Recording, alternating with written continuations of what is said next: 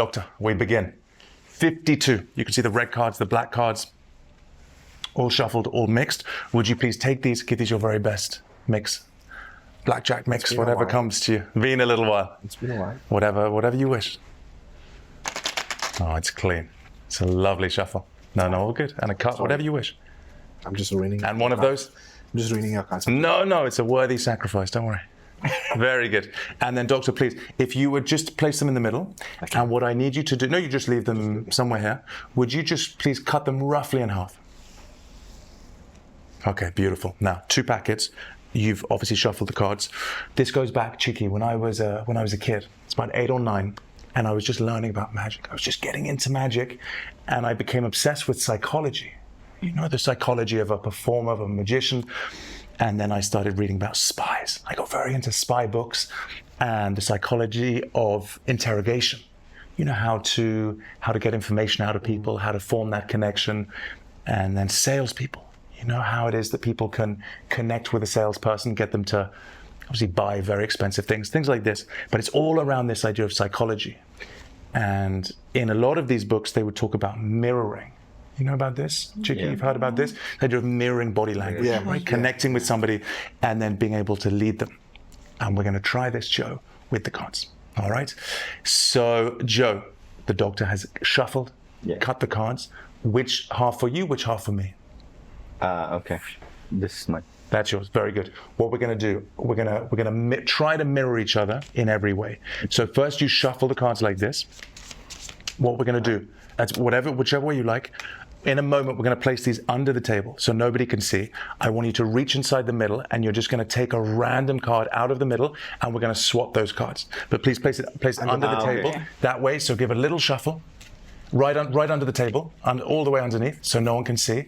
And I want you to. So if you just take a card out of the middle, any card out of the middle, and then we're going to swap those cards. All right. So 1 card for you, 1 card for me. Random choices. Random cards. Now what's going to happen in a moment is you're going to take that card, again, under the table without looking at it. Okay. You're going to flip it and put it in the middle. All right, but again, under the table, make sure no one can see. You flip it the other way, exactly, and then place it somewhere in the middle. And then please pack it back on top. Now, Doctor, we go back in time. You shuffle the cards. Beautiful shuffle, 2 different styles. And then you cut the cards. Joe decided who got which half. And then again, we shuffled, you chose a random card, we swapped cards, and then of course we placed them both face up. And this is the idea of mirroring, cheeky. This is the test. So as I spread my cards, look, can you see there's 1 single card face up? This, of course, Joe, the card you gave me, red's 2 of diamonds. Okay. And I'm sure, Doctor, you know that in every deck of cards, there are what are called twin cards. Yeah. The idea being that, of course, there are only 2 black 9s, right? The 9 of spades, the 9 of clubs, 2 black jacks, 2 red 8s. Every card has a matching twin. So of all of those cards, you gave me the 2 of diamonds. Joe, I gave you a card. And of all the possibilities, there is only 1 matching red 2. And that would be, Doctor, the Red of hearts. The 2 of hearts. 2 of hearts. 2 of hearts. And I take these cards. And the card I happen to give you right in the middle. Right in the middle. How is that possible? All these possibilities, all these choices. Look, the black cards, the high cards, just those perfect pair. That one. And when you're ready, we jump into the first effect, which is something that I call perfect match. Now, this is a very fooling routine. I was blown away by this. Some years ago, I had just moved to Los Angeles. I was there for the Netflix show. I moved into an apartment which was next to a venue called the Magic Castle. If some of you are new to magic, there's this incredible venue called the Magic Castle. It's in North Hollywood. You can only go with a member. When you walk into the reception, you have to say open sesame to a little statue, a little owl statue, and then the bookshelf opens and you go through into the club. It goes back about 50, 60 years, and many of the world's greatest magicians will be there on any given evening. I've seen many of my heroes performing very up close. You can be in a room with just 12 other people, 15 other people, watching some of the greatest magicians in the world performing their craft. So it's an incredible venue, has a huge amount of history to it. And as I say, when I moved to Los Angeles, it was very important to me that I spent a lot of time there. I was there about 7 days a week. And there was one evening I was downstairs in the basement in one of the rooms, and there was an old Italian magician who showed this to me. And as I say, very, very fooling. As a method, fairly simple. There's a little bit going on at the same time here, a little bit to remember, but I have every confidence in you pulling this off. So the setup for this is something you're going to need to do in the moment. This isn't something that you can prearrange out of the room. I would love to know what is going through your mind as a potential, as a method for this. But very simply, what you do is you take the cards. You can either pull this off if no one's looking, or if you're sat for a while. What I do if I'm in front of people and magicians, sharing this with magicians, I fooled many magicians with this over the years. What I do is I say, I'm just going to set up the cards, and I take them under the table. And I pretend like I'm moving them all around. What I'm actually doing is taking out a twin pair. Any two cards which are matching. Let's go the two red jacks. So Jack of Diamonds, Jack of Hearts. Of course, any two cards which are the same color and number. So you take those out. You take those out, of course, under the table. And you take them like this. What you're going to do, and again, this is part of the difficulty here. You have to do this. Of course, people can't be around you, behind you, beside you. This only really works when you have people in front of you. You take those cards out, and what I do is I stick them between my leg and the chair. So they're just sticking out a little bit. They're lying flat on the chair, but they're just sticking forwards a little bit, so I can grab them very easily, and I leave them face up. It's very important you remember which way up the two cards are facing. So like I say, any pair, you do this just under the table. You say, I'm just going to set the cards up, take out a pair, and leave them sticking just, again, between your thigh and the chair or the bench, whatever it is. As I come up, what I then do is I pretend like I'm moving. I look at them and I say, okay, put this one here. So it just feels like you're finishing up this secret process, right? You're not doing everything under the table. You say, look, I'm just going to... this one, make it seem very specific.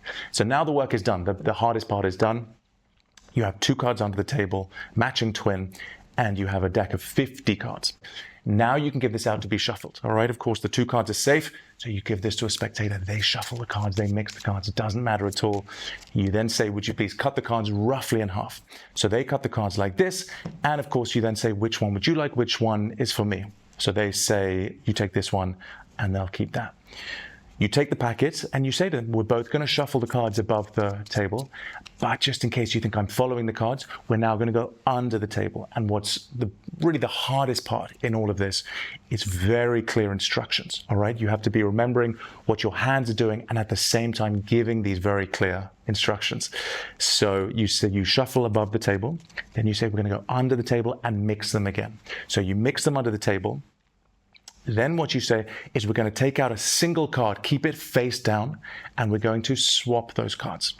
So you've shuffled here, you go under the table, you mix the cards again, and then you say, reach inside, take out a card, and hand me a random card out of your packet. Now, of course, what you're doing, you're not taking a card out of the middle, you're taking one of the two cards that you have pinned between your leg and the chair. So mix the cards, you go under, you take out a card. Again, remember which way it's facing. So I always keep them facing me. So I remember you have to take this card, turn it face down. You say, right, I will give you this card out of my packet. You give me a random card out of your packet. So at this moment, I'm giving them one of the red jacks. They are from their packet giving me a random card. Doesn't matter what this card is, because now what you're going to do, and this is the genius, you're going to explain very clearly, we're both going to take these cards, we're going to place them under the table, right the way under the table. We're going to turn them the other way and leave it inside the packet. So they take the red jack, they place it under the table, they turn it the other way, and they put it inside their face down packet. What you do as they're doing that, and this is again, you have to have you're saying one thing and your hands are doing something else. You take it under the table, you say, turn it the other way up, take that card, turn it the other way up. And as you're doing that, all you're doing is you're placing the card that they gave you on the top, and then you're taking that remaining face up card under the table and you're leaving it inside the middle of your packet. All right. At that stage, Everything is done. They've placed this card face up inside their packet. They've given you a random card out of their packet from a shuffled deck, and it looks like you've done exactly the same thing. Of course, you've basically switched both cards and given them exactly what you wanted. So now a little bit of presentation. You say again, go back. You shuffled the cards. You cut them in half. You chose which half I had. We shuffled them. We swapped one random card each. You spread your packet first. You said, look, you gave me the Jack of Hearts, red Jack. There is only one other red Jack in the whole deck. What was the card I gave you? Of course, you can spread this, or they can spread the cards on the table. And as they spread them face up or face down, the one face up card is that remaining, that only other one red Jack.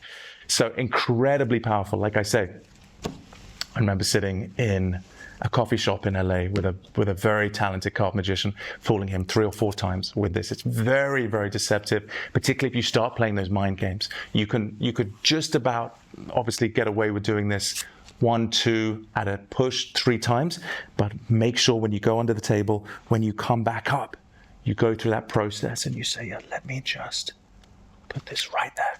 You go through this seeming, what's called a false process. Just give them a little breadcrumb trail. And as I say, you can do this certainly once or twice with a group. The only thing, of course, to be mindful of is people coming around the side, people seeing the 2 cards under the table, or of course what your hands are doing. But go back to the performance, watch it a few times, go through that.